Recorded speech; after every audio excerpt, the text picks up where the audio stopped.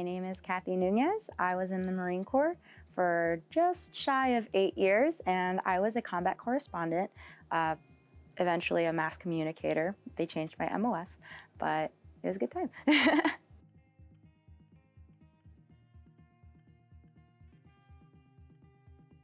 To me, being a veteran is, at some point in our lives, we decided to sign a contract to serve, defend this nation that we all live in. And regardless of how much time you spent and what you did in the service, you spent that time. That is a part of your life that you're never going to get back. And to me, that's what it is to be a veteran. You selflessly signed to do something that most other people won't do. And here we are now, going on with the rest of our lives post-service, and we learn and take those lessons and do the best we can with that.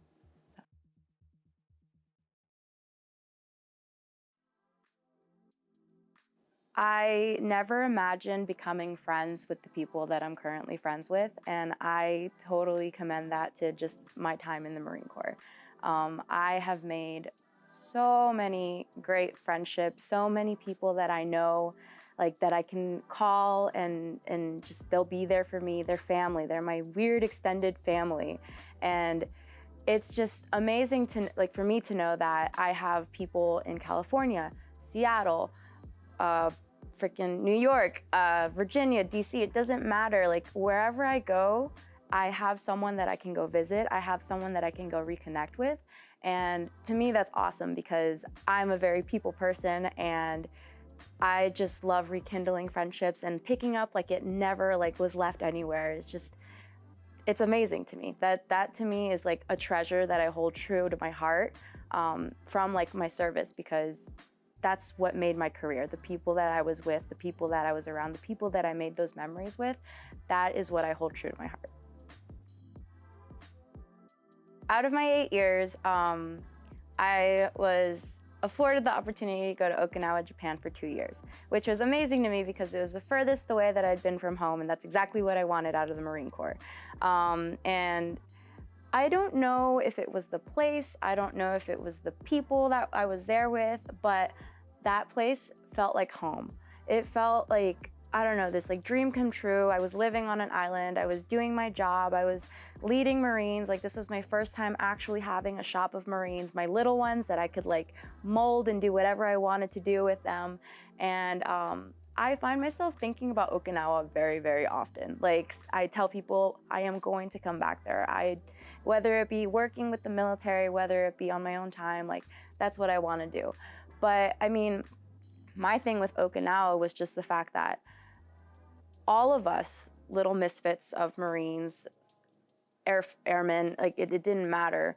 We were all so far away from home. And my biggest thing about it was that we all found family within our little community at the barracks. We would, I don't know, find time to, after work on Fridays, just bust out the barbecue. We would cook, we would have some drinks, post work, still in camis. It didn't matter because the barracks were right down the road. And it was just this very charming setting. It was very charming, all of us from different places of the world just coming together, befriending, being family and everything, and then just partying into the night, coming home and waking up the next day and just kind of looking over at one another and being you know what, today feels like a beach day. Let's go grab some brekkie and go to the beach. And it was just these simple moments of just true friendship and just great camaraderie, and that was pretty much every weekend of my life out there. It was really a dream come true, honestly.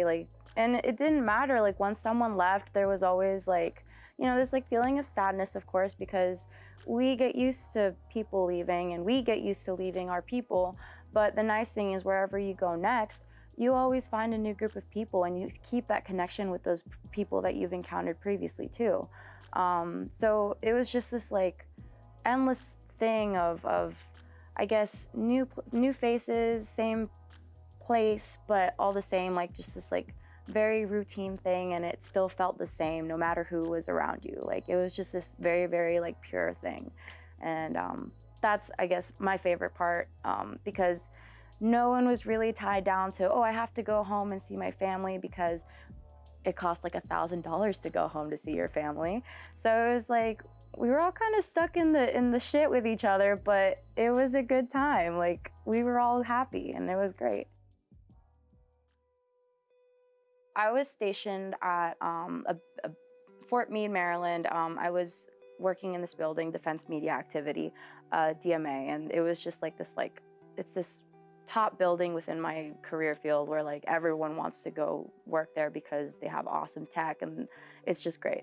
But at some point, my little team at DMA, we had the Marines.mil team that like managed the website, and then we had our social media team, which managed all of the Marine Corps social media sites and everything.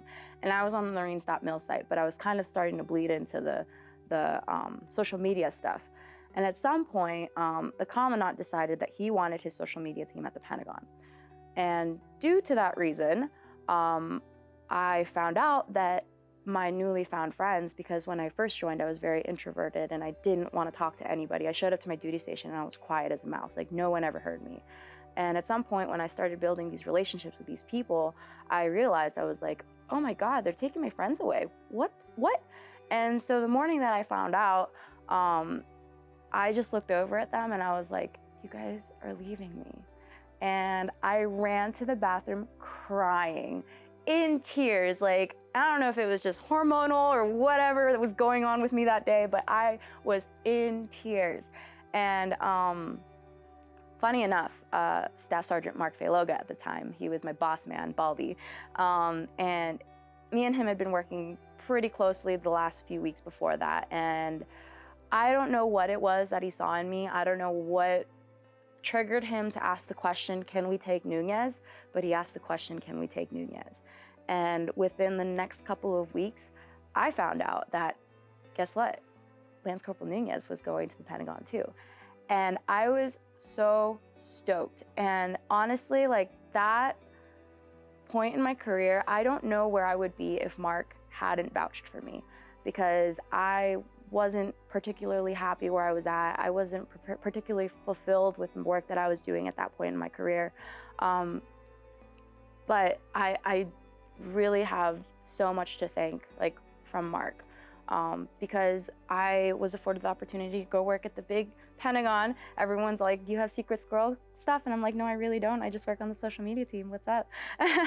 And I don't know, I had this like really, really awesome opportunity to be with more Marines, because I was then moved over to Henderson Hall, where I actually lived in barracks with Marines, and I thought that was awesome. I realized that I was this closet motard, and I just wanted to do Marine things. I was like, can I go to corporal seminar or corporal's course? Can I go do McMap? Like, I want to go beat people up and get my brown belt and stuff. And that's how I ended up messing up my knees, but that's totally out of question or whatever. But it was just this, I feel like it was a very pivotal point in my career, because if I hadn't moved to the Pentagon, I don't think I would have decided to re-enlist. I don't think I would have been able to go to Okinawa. I wouldn't have been able to experience like picking up rank the way that I did. I got out as a staff sergeant and had the most fulfilling position I could have possibly imagined in my career. And I don't know, it's so crazy to think that that one little point in my career made such a difference. It was this weird domino effect. But I mean, hey, I'm here, and that's awesome.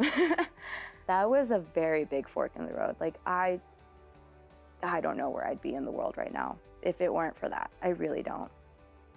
And I was actually just talking to Mark yesterday a little bit. We had the best 4th of July this summer, and he just texted us randomly. He's like, I was just talking to Aaron. We had such a good 4th of July this year. And I was like, I wish we could go back and do that again. Like, every day, every day. But yeah, no, and again, it kind of comes to the whole thing. Like, that was 6 years ago. I stopped working with them in 2014, and here we are in 2020. Like, I'm still really close to these people. Like, I love them so much. Like, I would do a lot for them. Like, I do a lot for them whenever I get the chance. So, I mean, I think that really goes to show to that friendship and that love and that camaraderie. Like, that's the most important thing to me.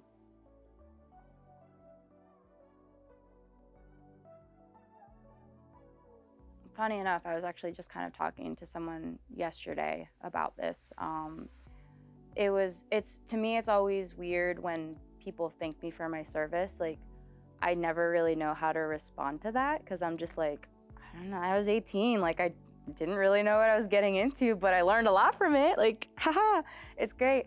But I mean, I guess what I would want, like, really my classmates that do or don't know that I was in the service, is that, I don't know. I think it's funny. Some people are like, you're so badass. And it's like, not really. Like, I'm just your regular average Joe, just like you guys. But I mean, I think it's like, I don't even know what to really say about it. Like, it's just so much. To me, I guess the topic of conversation that I was having last night in particular with this is that being in the service just gave me a very, very different point of view.